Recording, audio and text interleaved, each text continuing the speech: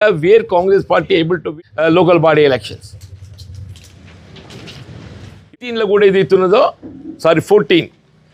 2014లో కూడా కాంగ్రెస్ పార్టీ గెలుచుకునే మొత్తం లోకల్ స్థానిక నేను శాసనసభకు సంబంధించి కూడా ఎన్నిక ఓడి నేను అయినప్పటికీ కూడా ఎన్నడూ నాకు ఆ ఓటమైన ఒక భావన నాకు రానియకుండా నా వెన్నంటి ఆత్మస్థైర్యాన్ని నింపి నేను రాజకీయంగా నిలదొక్కున్నా అని చెప్పారంటే నా మిత్రులు సహచరులు కార్యకర్తలు తోడు అని చెప్పంటున్నాను. I cannot forget their support. ఏ రాజకీయ నాయకుడు కూడా సహచరుల మద్దతు కూడా ఎవరు కూడా కొనసాగడు. నా అంత అదృష్టం ఎవరు లేరు బాబు అని చెప్పంటున్నాను. నా అంత అదృష్టం ఎవరు లేరు అని చెప్పంటున్నాను. ఇవాళ అటువంటి ఒక కార్యకర్తలు సహచరులను నన్ను కాపాడుకోవడం నా వంతు బాధ్యత భావించి నిన్నటి వరకు పోరాటం చేసిన మున్సిపల్ ఎన్నికల వరకు అని చెప్పంటున్నాను.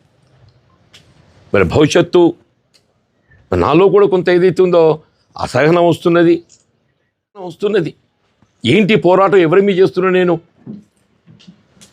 ఒక ప్రత్యర్థి మీద పోరాటం చేయటం ఎవరికైనా కానీ ఏదైతుందో ధైర్యం కొద్ది పోరాటం చేస్తాడు. ఒక ప్రత్యర్థి మీద పోరాటం చేయటం అది సొంత పార్టీ మీద పోరాటం చేయాలి, సొంత పార్టీ మీద పోటీ చేయాలని చెప్పంటే ఎంత ఇది. ఇలా మొన్నటి ఎన్నికలు ఏదైతుందో నేను ప్రతిపాదించిన కాంగ్రెస్ పార్టీ అభ్యర్థులకు టికెట్లు వచ్చి కూడా కొద్దిమందికి ఏదైతుందో వాళ్ళకి అండగా నేను నిలబడలేకపోయినా నేను because in most of the places I was opposing the Congress party candidates.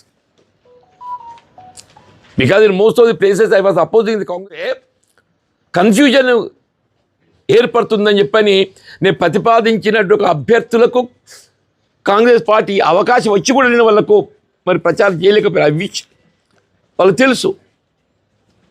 But even then ఏదైతుందో they stood by me. Even then they stood by them.